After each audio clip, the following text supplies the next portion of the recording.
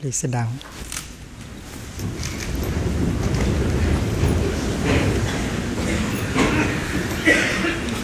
The monastics will offer a chant. The chant is on the Bodhisattva Avalokiteshvara, the Bodhisattva of compassionate listening. We are invited to relax and open ourselves up to receive the energy of the Bodhisattva for our transformation and healing. Đời cần dương liễu vương cam lộ một dòng mười phương rưỡi cùng đầy. Thich Nhat Hanh is one of the foremost living Buddhist masters and champions of world peace. Born in Vietnam in 1926, he was ordained as a monk of the Buddhist Rinzai order at the age of 16. Focusing on socially committed Buddhism, he went on to establish his own monastic community, the Tie Phien order, Tie Phien meaning being one. During the 60s, he studied comparative religious studies in the United States. On his return to Vietnam, he co-founded the Buddhist Van Han University, which later emerged as the center of a non-violent movement for the ending of the Vietnam War. His unflagging commitment to the global peace movement has prevented him from being allowed to return to Vietnam to this day. He has now spent more than 30 years living in exile, during which time he's acquired a profound knowledge of Western society. He's been nominated for the Nobel Peace Prize. As a poet and the author of numerous books, Thich Nhat Hanh has succeeded in presenting traditional Buddhist thinking in a readily comprehensible manner, making it accessible to people beyond the confines of the Buddhist world. One tenet which he teaches with great emphasis is the practice of constant mindfulness. The lack of mindfulness, as he explains, is one of the roots of actions which give rise to suffering for oneself and for others. As a teacher, he thus appeals above all to simple common sense, regardless of whether the listener intends to follow the Buddhist path or not. Today, Thich Nhat Hanh lives and teaches at Plum Village in France, a community of practitioners which he founded in 1982. Namo Bodha Quan Thế Âm. Namo Bodha Quan Thế Âm. Namo Bodha Quan Thế Âm. The nectar of compassion is seen on the willow branch held by the Bodhisattva. A single drop is enough to bring life to the 10 directions of the cosmos. May all the afflictions of this world be dissolved. May this practice center be completely purified by the Bodhisattva's nectar of compassion. Homage to the Bodhisattva who refreshes the earth. From the depth of understanding, the flower of great eloquence blooms. The Bodhisattva stands majestically on the waves of birth and death, free from all afflictions. Her compassion eliminates all sickness, even that thought of as incurable. Her light sweeps away all obstacles and dangers. The willow branch in her hand, once it is waved, reveals countless Buddha lands. Her lotus flower, when it blooms, becomes a multitude of practice centers. I bow to her, I see her true presence here and now. I offer her the incense of my heart. May the Bodhisattva of deep listening embrace us with her great compassion. Homage to the Bodhisattva Avalokiteshvara.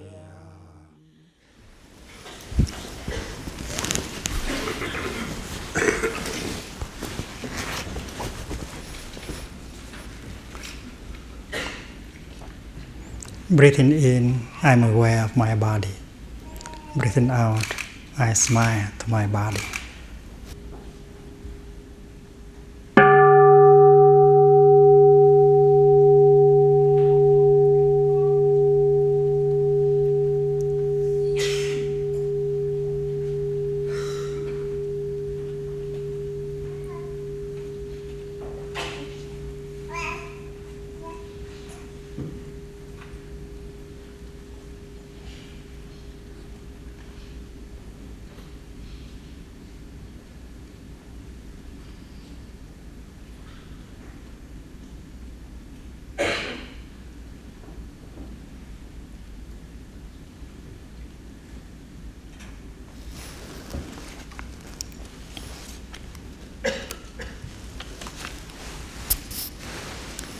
Dear friends, in our practice center, every time we hear the sound of the bell, we always go back to our mindful breathing. We may be saying something, we may be thinking about something, but every time we hear the bell, we always stop in order to go back to our breathing. Our breathing is a wonderful vehicle with which we can go home to ourselves very quickly. In our daily life, we are very often get lost. We very often get lost in the past or in the future. We regret our past and we worry about our future. And we also get caught in our many worries and fear and projects. We are not very capable of establishing ourselves in the here and the now. The Buddha said that life is available only in the present moment. The past, he said, is already gone, and the future is not yet there. There is one moment for you, only one moment for you to be alive, that is the present moment. But many of us have the tendency to run into the future.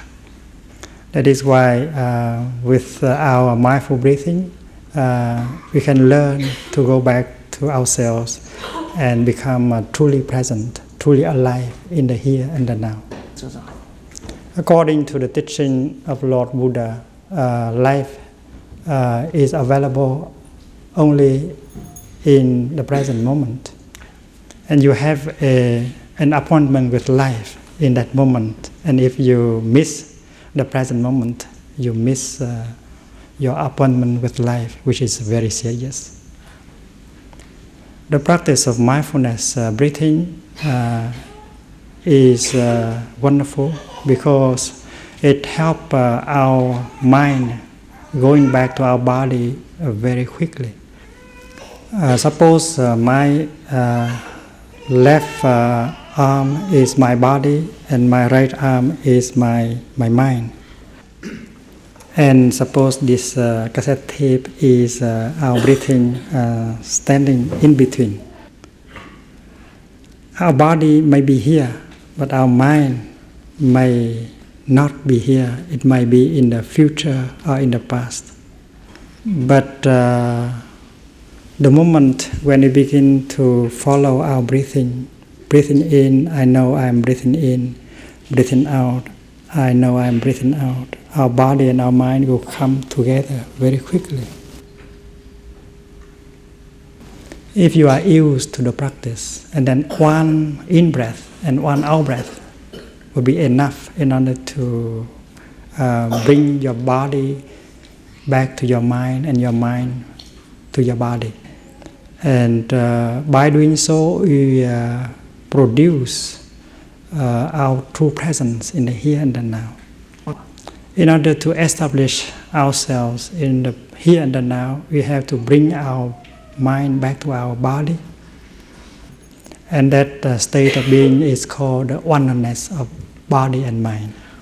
The oneness of body and mind is the fruit of our practice, and we don't need to practice many months in order to do so, just half a minute or maybe less. When we go back to the here and the now, we may have a chance to discover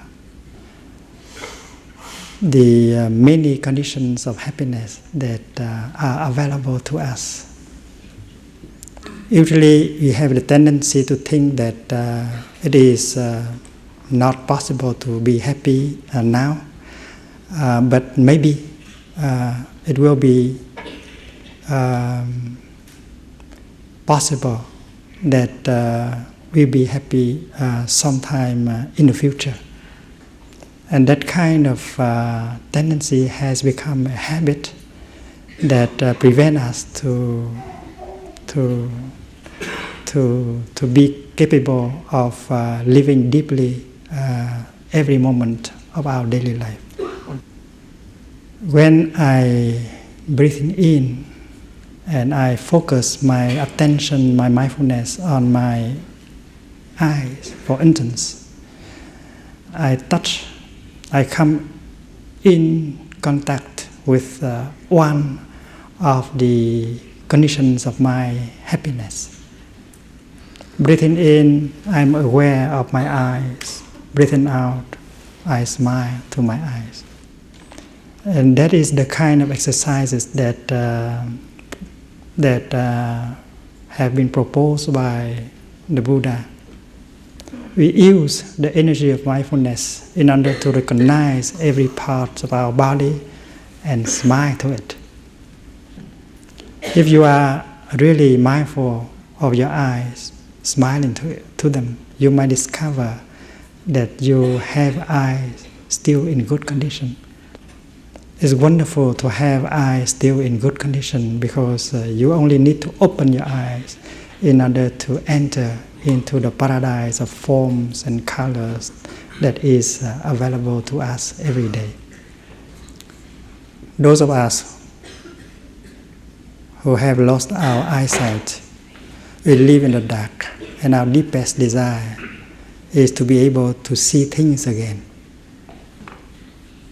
For those of us who are blind, to be able to see forms and colors again is like to be brought back into paradise. But many of us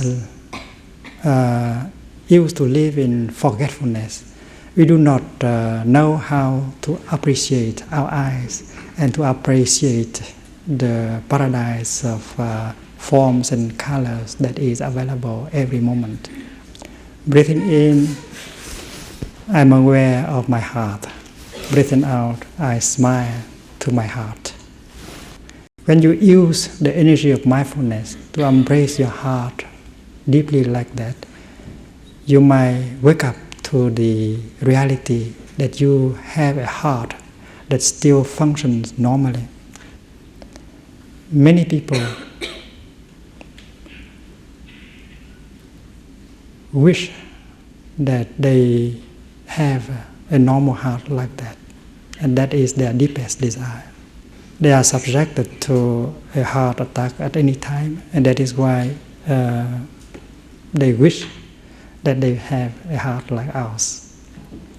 If we maintain our mindful breathing and embrace our heart a little bit longer, we might see that our heart has been working very hard in order to maintain our well-being day and night, non-stop. We discover that our heart is one of the basic conditions of our well-being. We may discover that we have been living in an irresponsible way. We have been eating, drinking, and smoking in such a way that has given our heart a difficult time. We did not know that every time we drink, every time we light up a cigarette, we commit an act that is not friendly to our heart.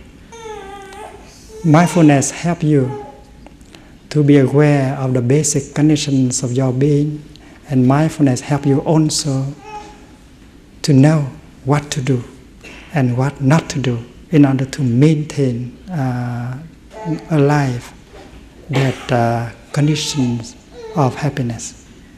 The Buddha advised us to lie down in order to practice being aware of each part of our body. Breathing in, I am aware of my liver. Breathing out, I smile to my liver. It may be, this may be the first time you really pay attention to your liver. You really show your concern, your love to your liver. But maybe your liver has been suffering a lot, and have been willing to send you a message for help. And mindfulness helps us to understand exactly in what condition our liver is, so that we know what to do and what not to do in order to take good care of it. There is a long discourse given by the Buddha to help us how to go back to our body, to reconcile with it, to make acquaintance with it again. Sorry, get that. To make friends with our body and to reconcile with it again. Practicing mindfulness of the body may help us to realize the fact that we have not been very kind to our body. Not only we have brought into our body many poisons, many elements that make it suffer, but we have lost our capacity of allowing our body to rest. If get hurt deeply, that animal would know how to seek for a quiet place to lie down, not thinking of eating at all until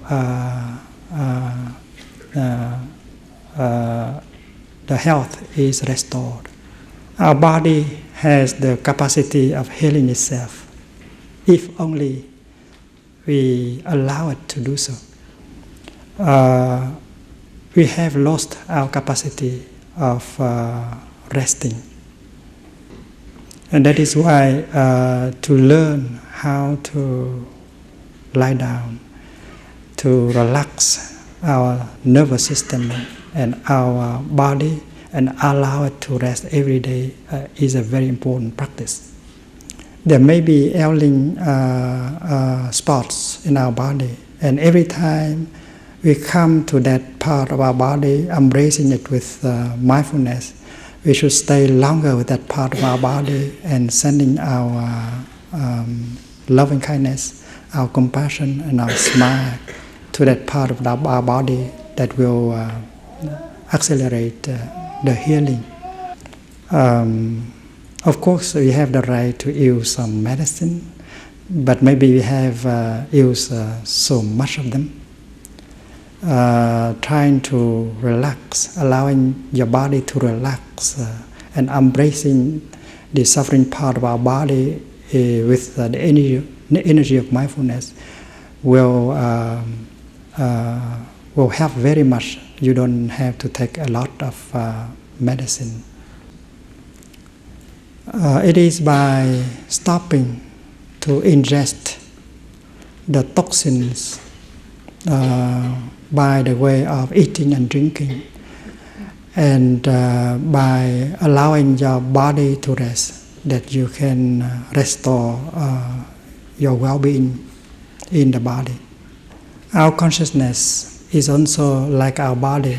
It has the capacity to heal itself, but we have not allowed it to do so. And we have allowed the poisons to be introduced in our consciousness every day, and the fear, the anger, the delusion are the kind of poisons that continue to make us suffer. The Buddha said that the pain, the sorrow, the fear in us, the depression in us, have come because we have consumed without mindfulness. The Buddha likes to speak in terms of nutriment, food. Our joy, if not being able to get the food it needs, will not be able to stay with us very long. Our fear, our suffering, our depression also, they cannot survive without food. The Buddha advised us to practice looking deeply into the nature of our pain and sorrow and fear in order to identify the source of nutriments that have brought them into us. With the energy of mindfulness, we can look directly into the nature of our pain, our suffering, and after having found out the source of nutriment that we have used to feed them, we need only to cut the sources of nutriment, and then our pain, our sorrow, our fear will have to fade away. In our daily life, because of our forgetfulness, we have consumed, we have ingested into our body and into our consciousness many items that are highly toxic. The Buddha proposed to us the practice of mindful consumption. Not only what we eat, what we drink, but what we hear every day, what we look at every day, what we touch every day can contain the poisons, the toxins that will cause a lot of suffering into our body and into our consciousness. The 5 mindfulness trainings proposed by the Buddha is for our protection and the protection of our family and society.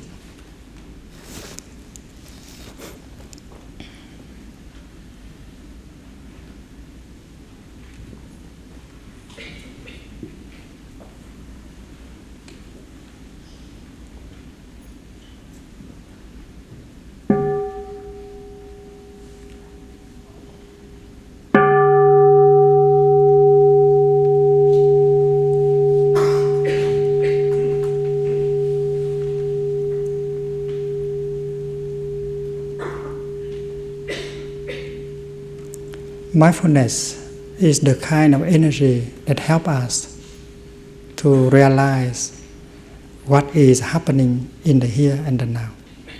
The energy of mindfulness helps us to live deeply in each moment of our daily life, and also help us on our path of transformation and healing.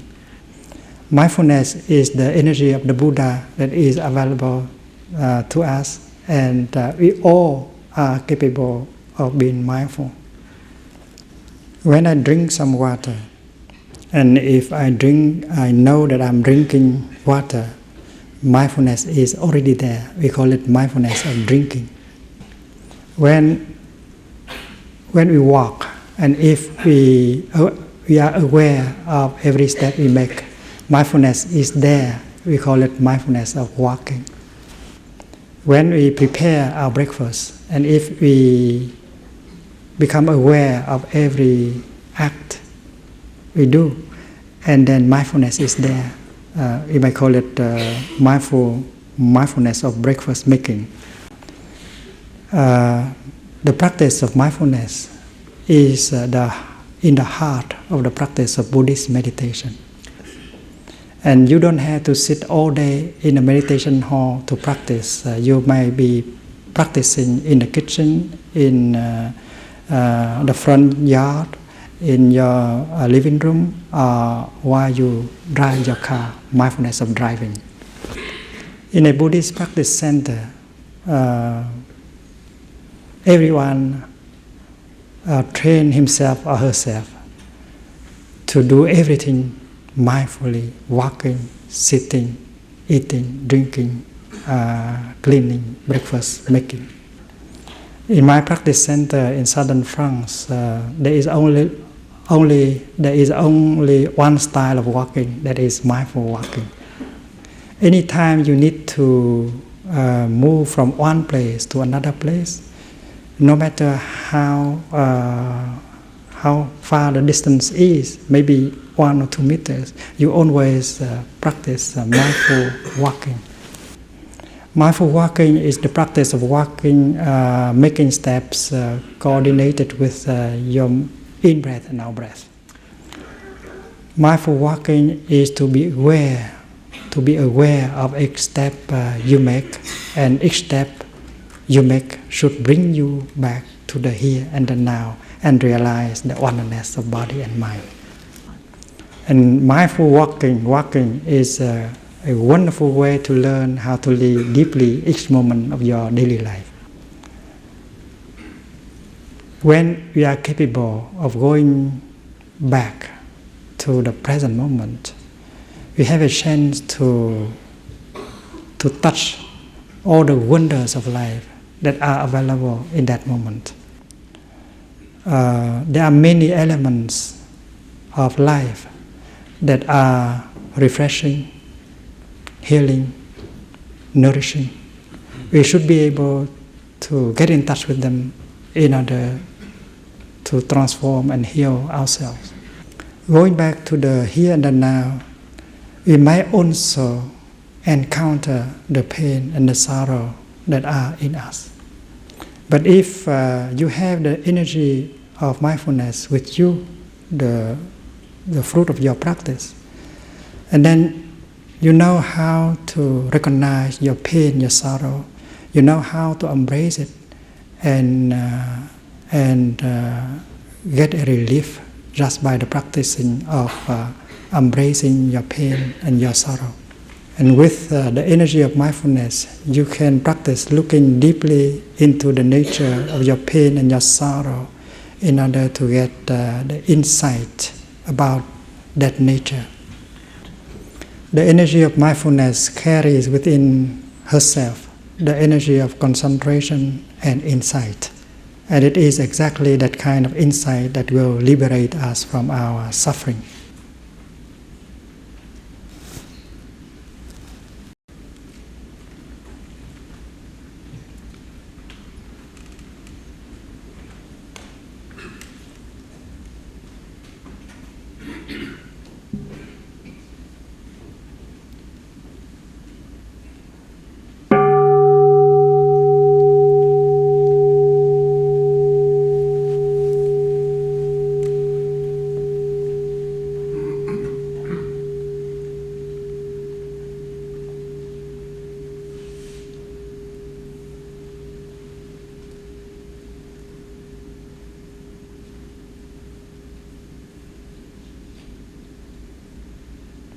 According to the Buddha's teaching, there are 5 elements that make up our person, the form, feelings, perceptions, mental formations, and consciousness.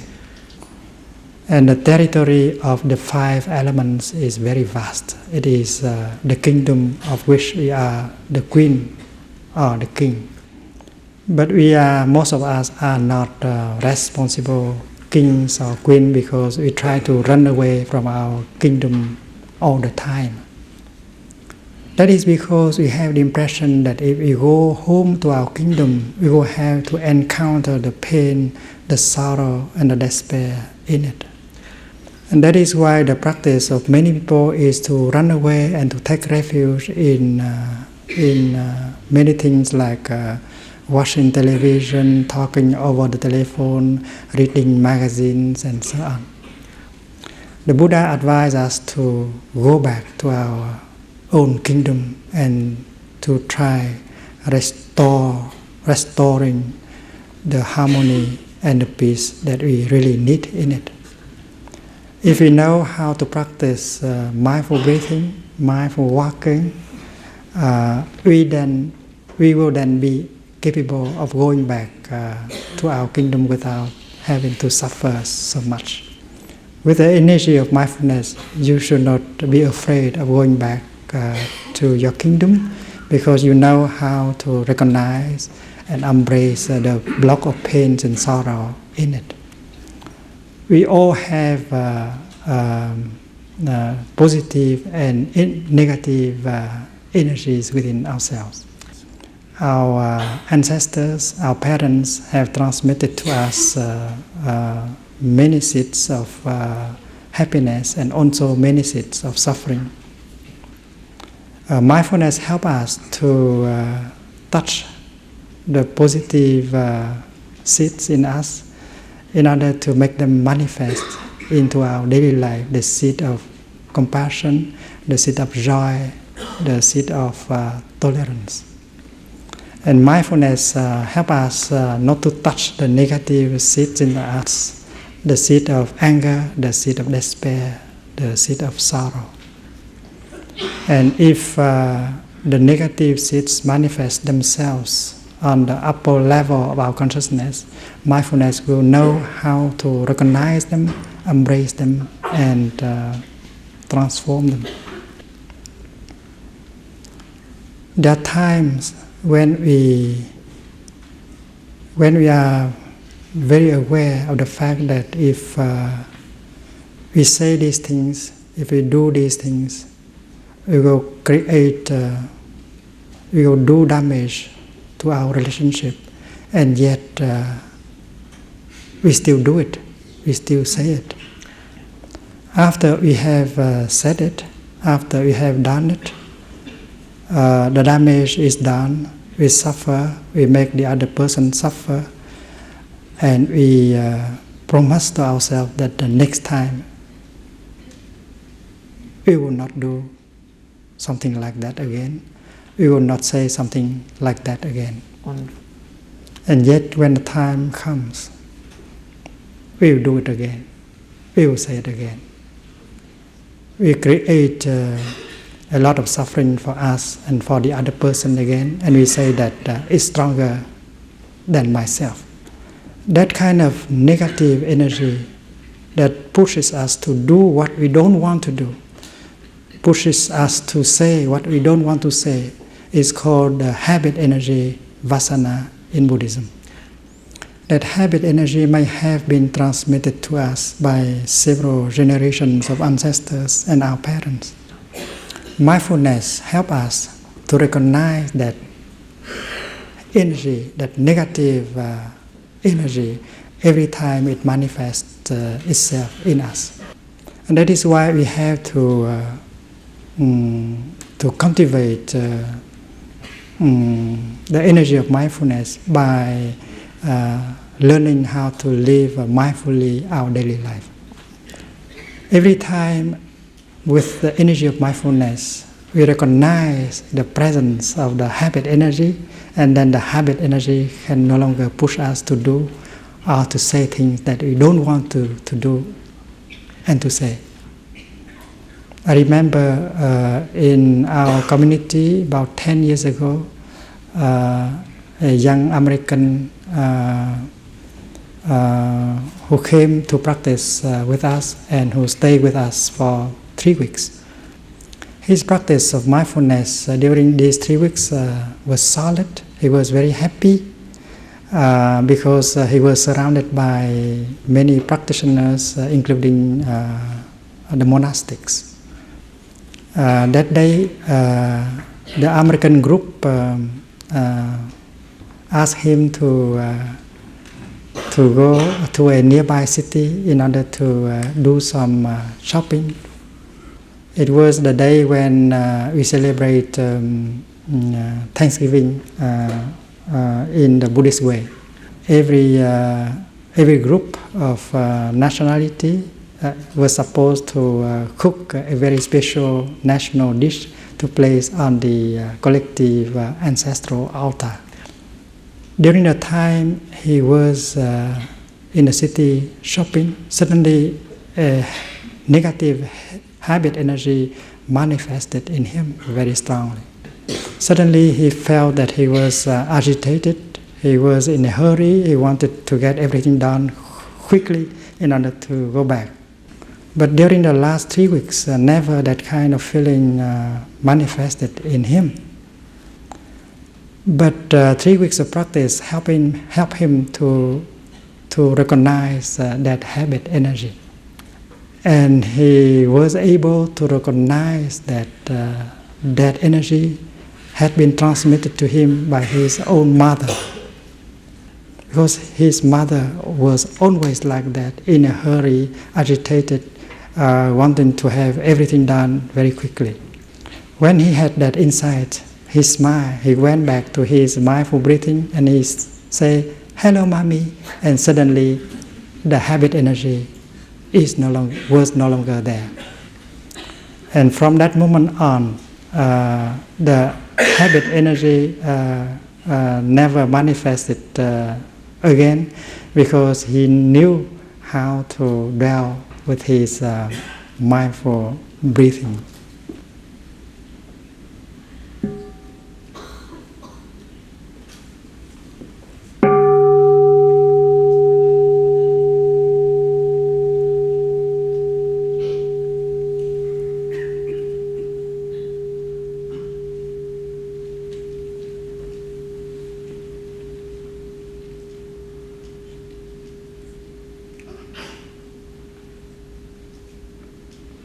It is possible that we can practice mindfulness by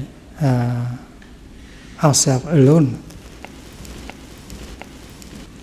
But it would be much easier if we practice in the context of a Sangha, namely a community of brothers and sisters who practice the same.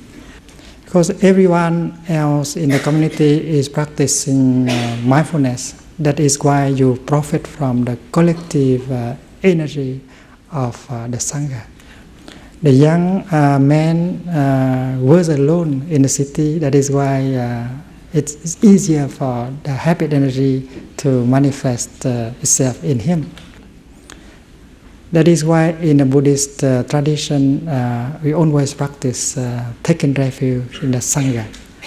In my country, we used to say that a practitioner living his Sangha is like a tiger living his mountain, and the tiger will get caught by humans and killed. If a practitioner does not have a Sangha for support, he or she may abandon the practice after some time. That is why if you really want to go far in your practice, you have to seek a Sangha, you have to take refuge in the Sangha. Taking refuge in the Sangha is not a matter of faith, it is a matter of practice. You have to organize a group of people who are willing to practice like you in order to be supported in your practice. The Buddha said that it is possible to live happily in the present moment, even you still have some pain in your body or in your consciousness. Supported by a Sangha and supported by your energy of mindfulness, you'll be able to live your daily life with joy and solidity and peace. You don't have to have a perfect health, both physical and mental, in order to be happy. Even if you have blocks of pain and sorrow within yourself, it's still possible to live happily. If you throw a rock into the river, no matter how small it is, it will sink. But if you have a boat, and then even if you have 30 kilograms of rocks, it will not sink. And the essential is how to provide yourself with a boat. And according to the Buddhist experience, that boat is first of all the energy of mindfulness that you cultivate, and secondly the Sangha where you can get the support. And with these conditions, not only you can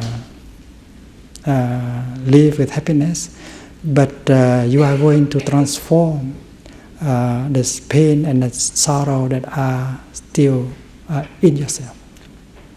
I would like to speak a little bit more about the nature of mindfulness, so that each of us can arrange so that we can apply the practice of mindfulness in our daily life. The energy of mindfulness is the energy that can help us to be truly there, totally present and alive. And we know that the practice of mindful breathing or walking or cleaning can generate the energy of mindfulness. Your true presence is what makes life real and true. Your true presence is the most valuable gift you can make to life, to the people you love. I know a young man of 11 years old.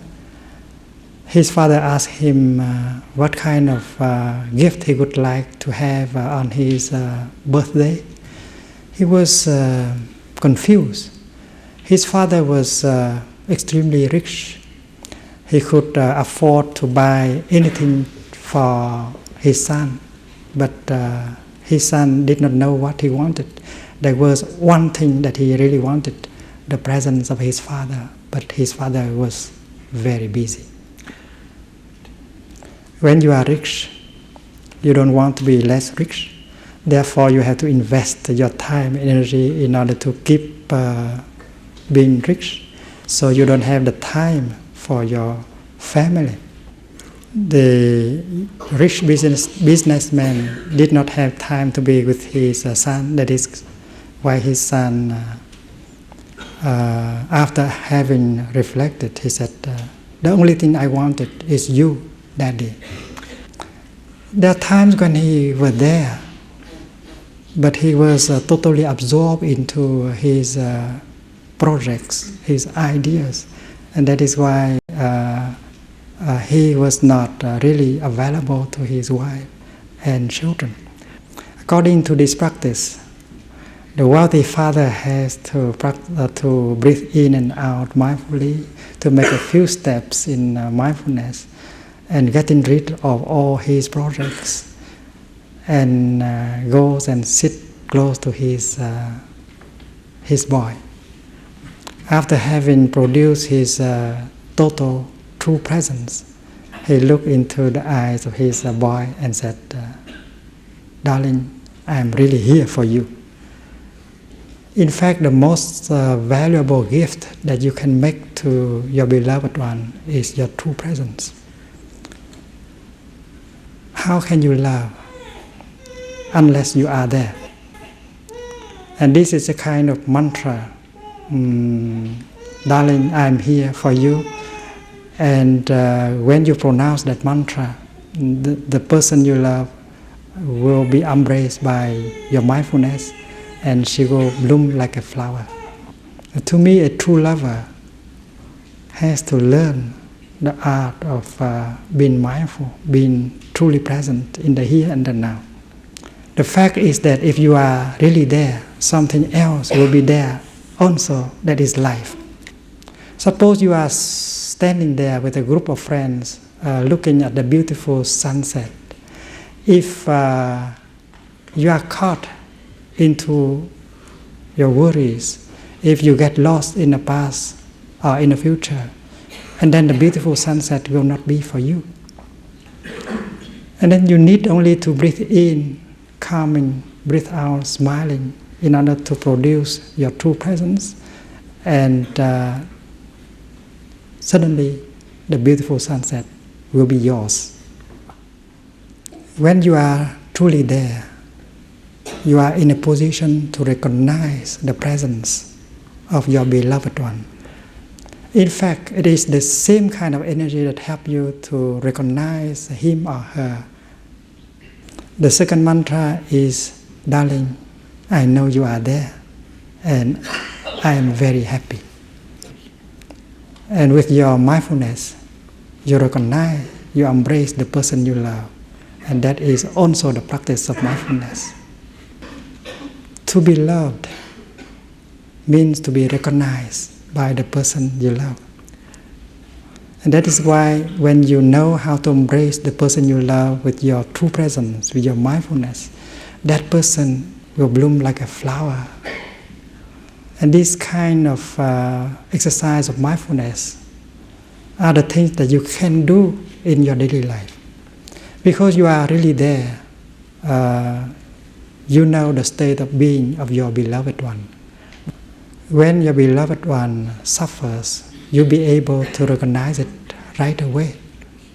Producing your true presence, embracing her or him with your true presence, you will practice the third mantra, darling, I know you suffer, that is why I am here for you. Before you do something for her, your true presence is already relieving a lot of suffering in her.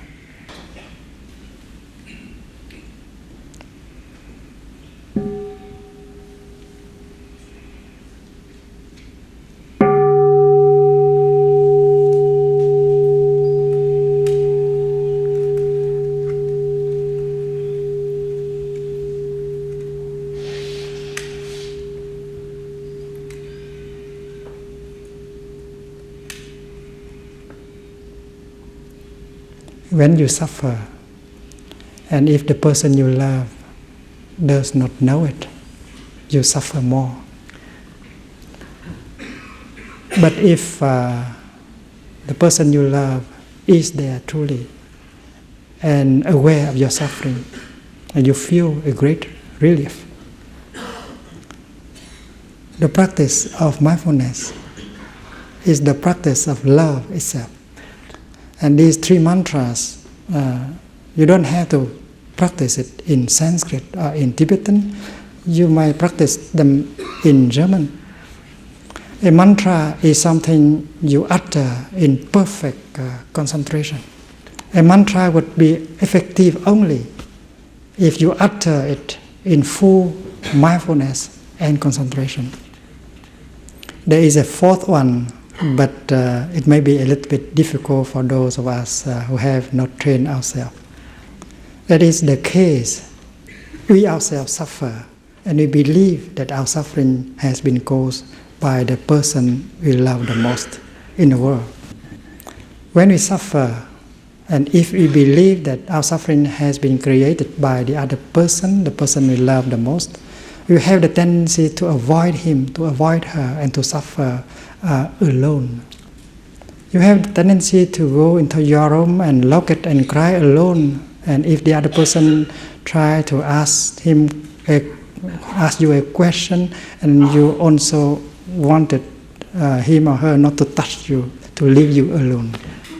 There's something like pride within yourself. You suffer, but you want to tell him or her that you don't need him, you don't need her, you are all right.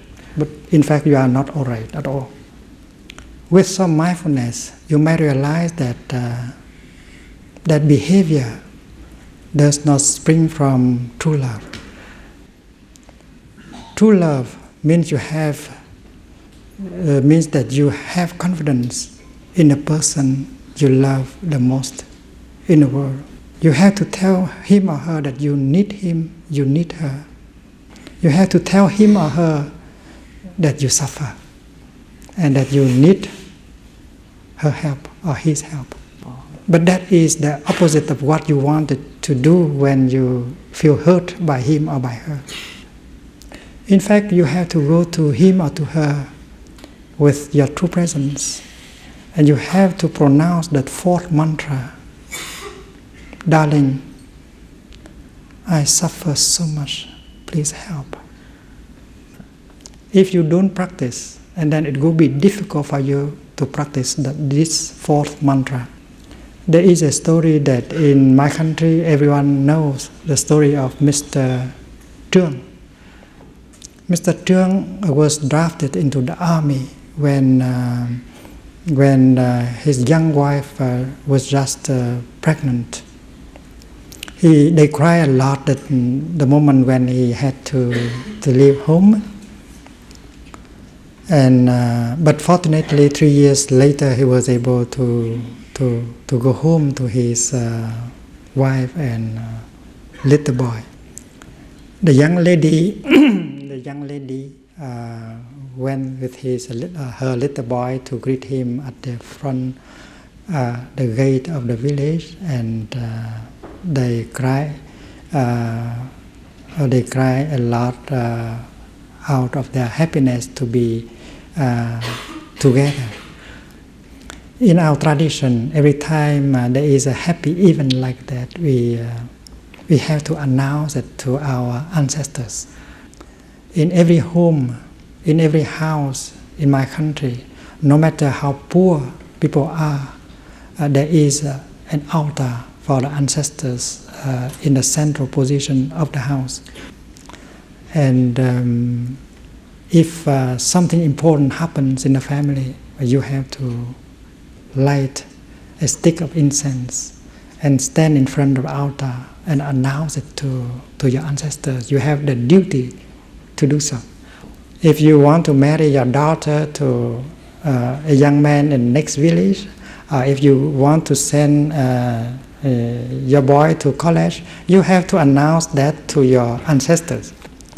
And the young lady was asked to go to the market to do some shopping in order to prepare an offering to be placed on the altar. And at that moment, the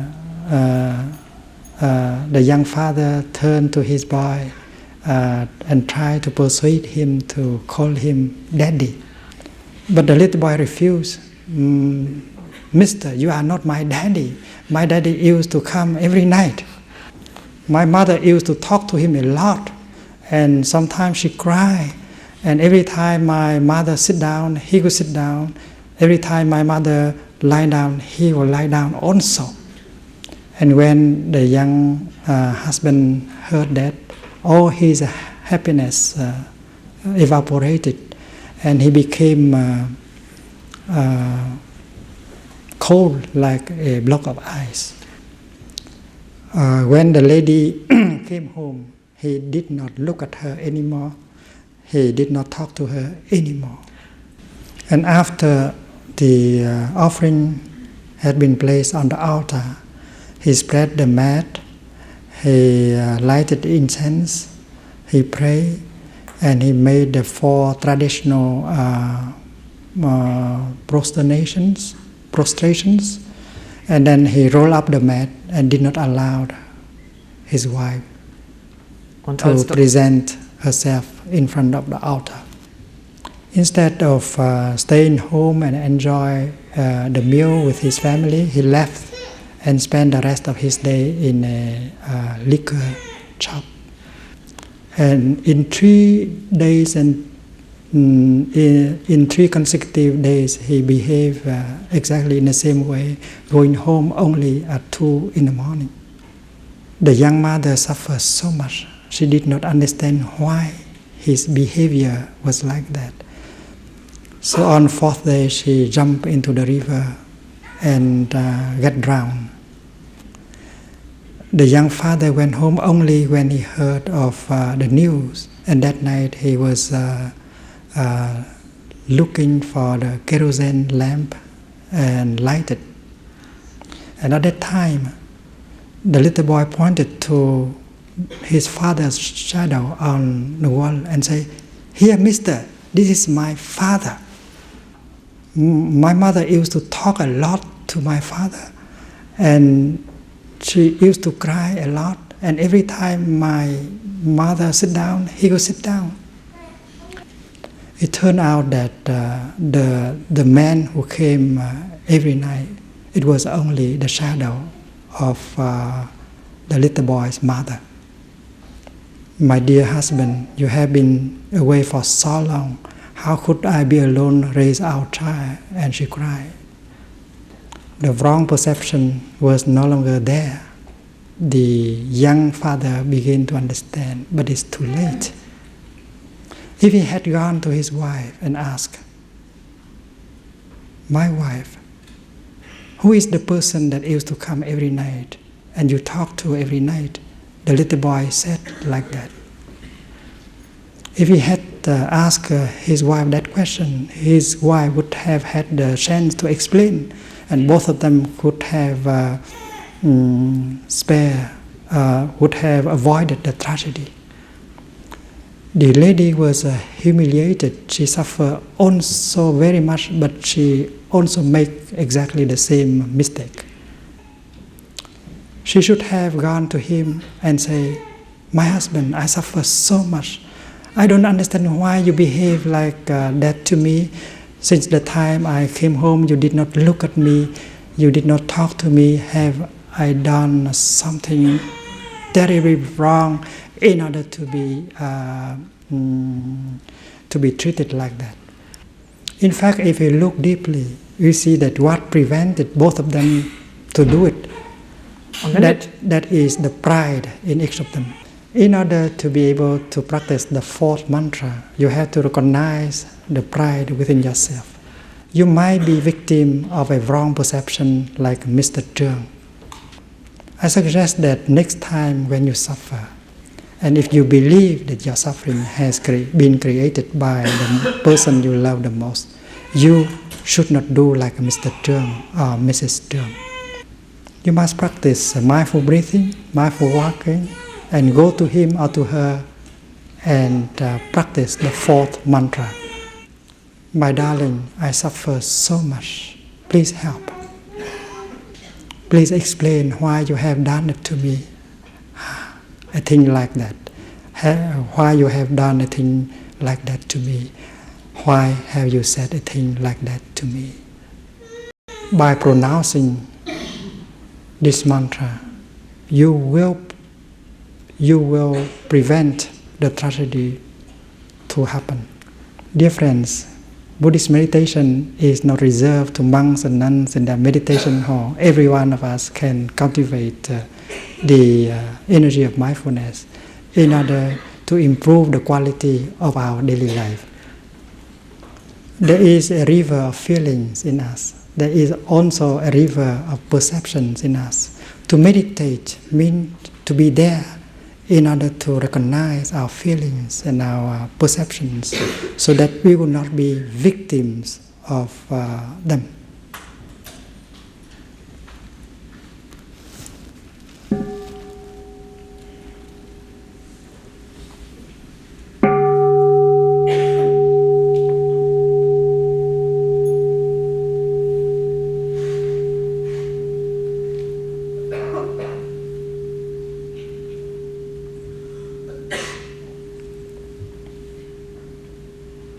With the energy of mindfulness, we can recognize the seeds of happiness and the seeds of suffering in us and in the person we love.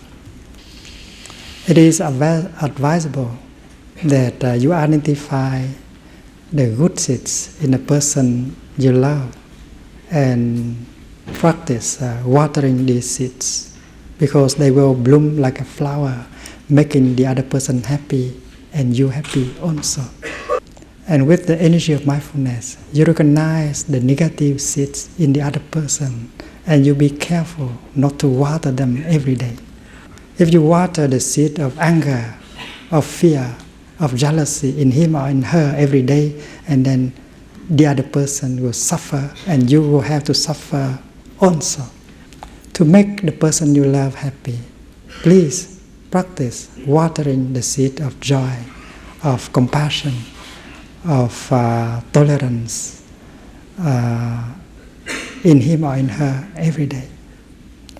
There are flowers and garbages in us at the same time. And when we practice watering the flower in us and in the other person, happiness will become a reality. You don't need to practice a long time. Maybe 1 day, 2 days, or 3 days of that kind of practice of selective watering, and then you can already change the situation.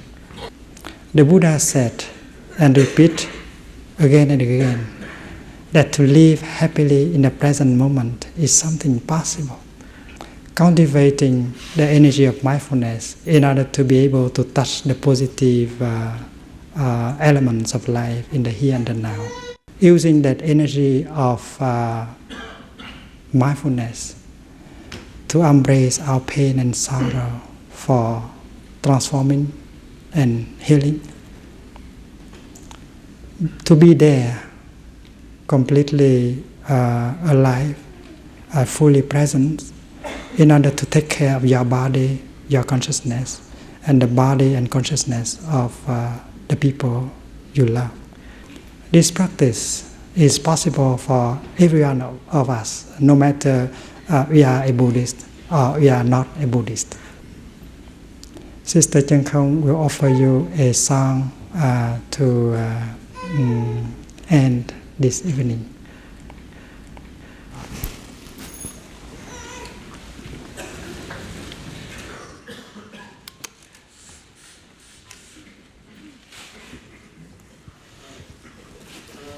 Je souris à l'étoile qui au ciel encolure, au soleil qui lentement nous sort de la nuit, à ce jour qui commence, à l'oiseau qui m'enchante. Je souris au monde et le monde me sourit. Je souris à l'enfant qui vient sur mon chemin.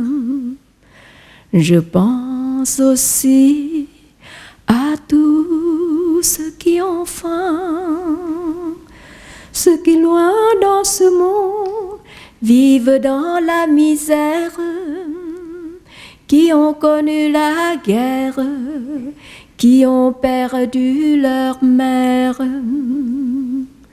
Si parfois mon sourire se mouille de pleurs, en voyant de ce monde la profonde de douleur, je veux sourire encore à travers mes pleurs, sourire à la vie, sourire à la mort.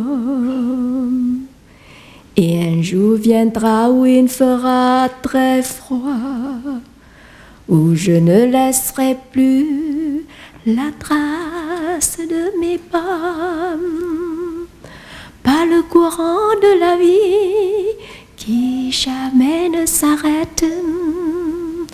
Me laisserai-je entraîner sans regarder derrière? La peur alors ne fermera plus le chemin.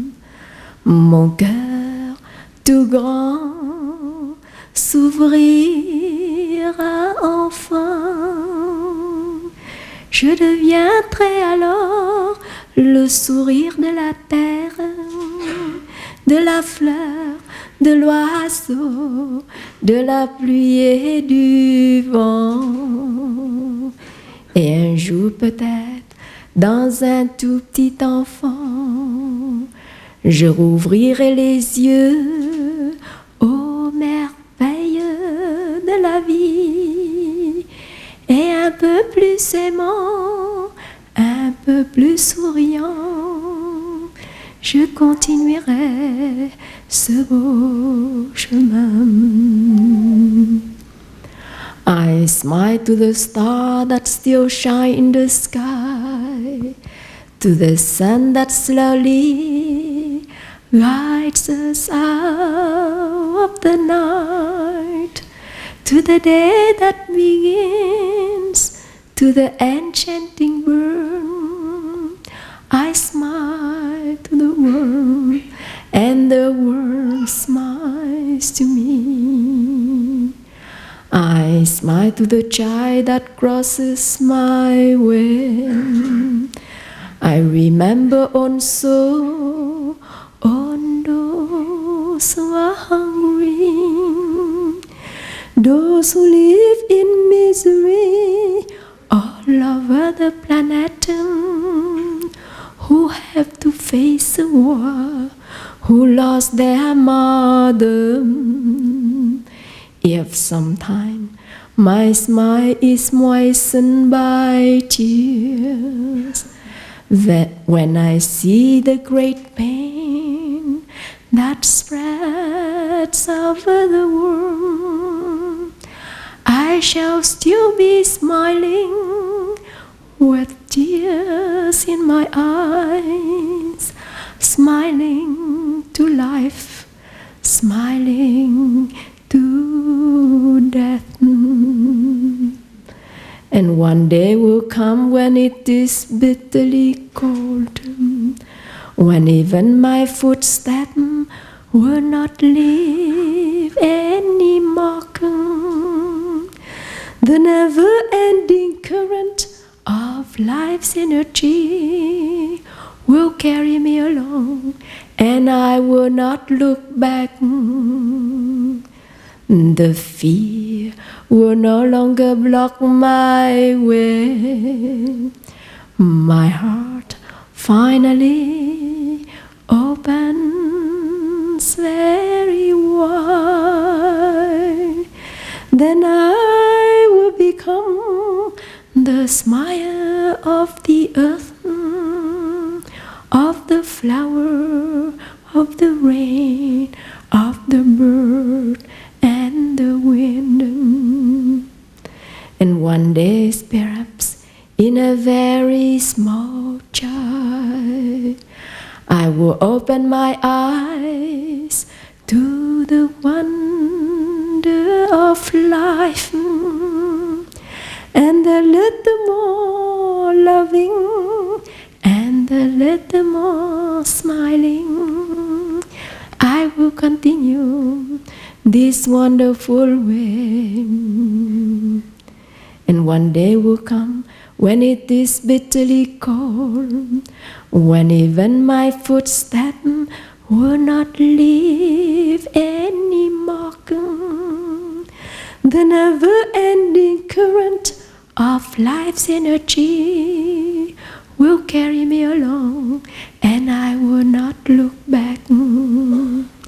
The fear will no longer block my way.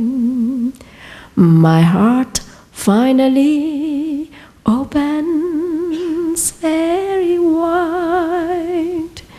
Then I will become the smile of the earth, of the flower, of the rain, of the bird, and the wind.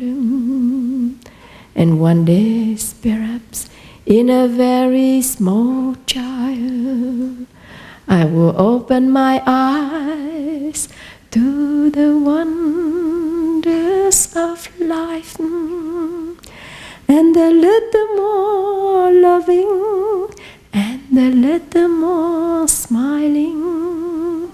I will continue this wonderful